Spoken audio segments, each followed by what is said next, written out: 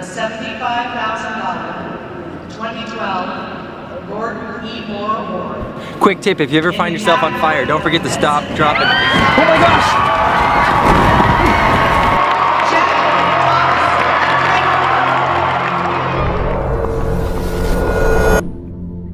Maybe if we'd caught it earlier. That's what the doctor said about my uncle's pancreatic cancer.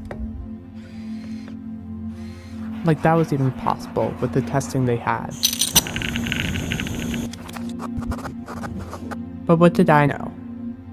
I was too young to understand things like cancer, or how to test for it. Too young to be taken seriously. 199 experts told me I was too young, that they didn't have time for my little science fair project. But the way I saw it, if the key was early detection, maybe someone just needed to start looking earlier. Like during 5th period freshman biology.